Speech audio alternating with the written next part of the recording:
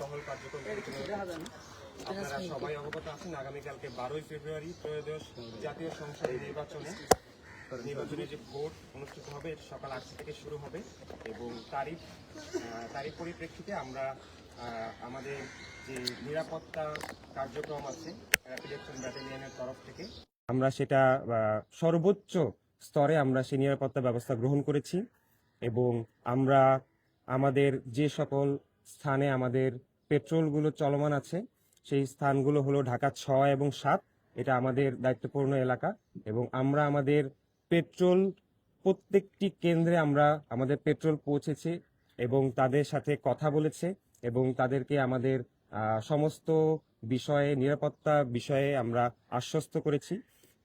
আর আসন্ন যে আগামীকালকে যে নির্বাচনটা আছে এই নির্বাচন উপলক্ষে আমরা আমাদের ড্রোন, আমাদের ডগ স্কোয়াড এবং আমাদের র্যাপিড অ্যাকশন ব্যাটালিয়নের বম ডিসপোজাল ইউনিট এবং স্পেশাল ফোর্স সমস্ত ইউনিট আমাদের কার্যকর করা হয়েছে এবং তারা আগামীকালকে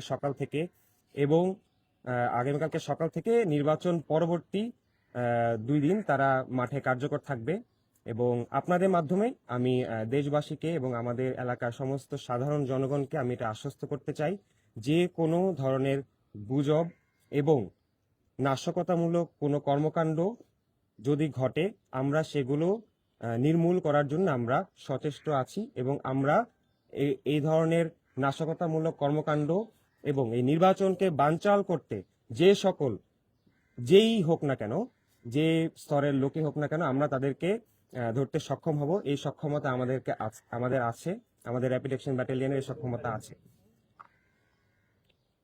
ভোট গ্রহণের দিন যেটা আগামীকালকে সকাল থেকে ভোট গ্রহণ শেষ হওয়ার পর রাত 12টা পর্যন্ত আমরা যতক্ষণ না পর্যন্ত এই গণনা শেষ হবে ততক্ষণ পর্যন্ত আমাদের সমস্ত ইউনিট মাঠে অবস্থান করবে এবং যখন সবকিছু ঠিক হবে তো তার আগ পর্যন্ত আমরা আমাদের এই নিরাপত্তা প্রদান কার্যক্রম অব্যাহত রাখব। আপনাদের সবাইকে এখানে আসার জন্য অনেক ধন্যবাদ জানাচ্ছি। আপনার 2 আসনের অনেক কেন্দ্র ঝুঁকিপূর্ণ, নির্বাচন কমিশনের তালিকা থেকে গোয়েন্দা সংস্থার রিপোর্ট। এই ঝুঁকিপূর্ণ কেন্দ্রগুলোতে আপনি গিয়েছেন কিনা? আমরা অনেক কেন্দ্র দেখেছি সেখানে দেয়াল নাই, দেয়াল থাকলেও দেয়াল ভাঙা, কেন্দ্রের আশেপাশে যেখানে ভোট কক্ষ তার জানলা নাই, অনেক আমরা দেখেছি, এরকম অনেক জায়গায় আমরা ঘুরেছি। এই জায়গাগুলোর নিরাপত্তা কিভাবে আসলে নিশ্চিত করবেন? আচ্ছা, আপনাদেরকে আমি নিরাপত্তা সংক্রান্ত একটু আপনাদেরকে আমি ধারণা দিতে চাই। আমরা সার্বিক নিরাপত্তার আমরা একটা স্তর, প্রথম যে স্তরটি আছে সেটা হলো পুলিশ, আনসার বাহিনী এবং বিজিবি। তারা সর্বপ্রথম নিরাপত্তার প্রথম ধাপটুকু সম্পন্ন করবেন। দ্বিতীয়, যদি এর থেকে কোনো গুরুতর কোনো ঘটনা ঘটে যেটা পুলিশ, আনসার বাহিনী এবং বিজিবির সমন্বয়ে এটা মানে নির্মূল করা সম্ভব হচ্ছে না, সেক্ষেত্রে আমাদের র্যাপিড অ্যাকশন ব্যাটালিয়ন, আমাদের সেনাবাহিনী এবং অন্যান্য সমস্ত আইন শৃঙ্খলা রক্ষাকারী বাহিনীর মাধ্যমে আমরা সেটা নির্মূল করার চেষ্টা করব। আর যে সেন্টারগুলোর কথা আপনি বললেন, ঝুঁকিপূর্ণ সেন্টারগুলোর কথা বলেন, এই সেন্টারগুলোতে প্রত্যেকটি সেন্টারে আমাদের লোকজন ভিজিট করেছে এবং আমি 2টো সেন্টারে পার্সোনালি আমি ভিজিট করেছি। ওখানে আমি যে দেখেছি যে কিছু একটা ঝুঁকিপূর্ণ প্রবলেম আছে, আপনি যেটা বললেন যে দেয়াল ভাঙা, লোকজন ঢুকে পড়তে পারে, এটা আসলে নির্বাচন কমিশনের যে লোক আছে তাদের মাধ্যমে এটা আসলে সমাধান করা উচিত। কারণ আসলে আমরা ওই জায়গাটুকু পর্যন্ত আসলে মানে কাজ করতে পারবো না, কারণ এটা আসলে নির্বাচন কমিশনের ব্যাপার। কারণ তারা হলো সেন্টারগুলো তাদের আন্ডারে, তাদের দায়িত্বে, তাদের যারা প্রিজাইডিং অফিসার আছেন তাদের দায়িত্বে, এবং প্রিজাইডিং অফিসার যদি মনে করেন যে এই সেন্টারে এই ধরনের এই জায়গায় নিরাপত্তা আমাদের দেয়া প্রয়োজন, তারা যদি আমাদের সাথে যোগাযোগ করেন আমরা সমন্বয় করে তাদেরকে সেই নিরাপত্তাটুকু প্রদান করব।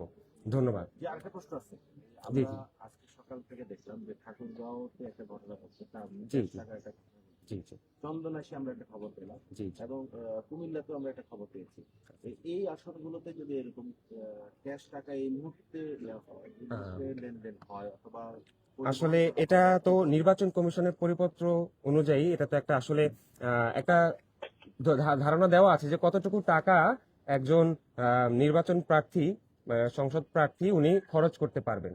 এখন তার থেকে বেশি যদি উনি খরচ করেন এটা আসলে আমাদের এটা নির্বাচন কমিশনের একটা সেলই আছে এটা মনিটর করার জন্য।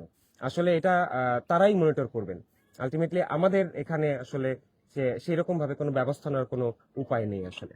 টাকা যখন বহন করবে আপনাকে আচ্ছা আচ্ছা আচ্ছা, যদি আমাদের কাছে এই ধরনের কোনো নিরাপত্তা প্রদান করার জন্য যদি আমাদেরকে বলা হয় নির্বাচন কমিশন থেকে যে আমাদের হিউজ পরিমাণ একটা টাকা পয়সা এখানে মুভমেন্ট হবে, আপনারা আমাদেরকে নিরাপত্তা প্রদান করেন, সেক্ষেত্রে আমরা হয়তো নিরাপত্তা প্রদান করবো। বাট এই মুহূর্তে আসলে আপনাকে আমি এই বিষয়ে বলতে পারছি না, কারণ আমাদের কাছে এই ধরনের কোনো ইনফরমেশন নেই যে নির্বাচন কমিশন থেকে আমাদেরকে কোনো কিছু জানানো হয়নি।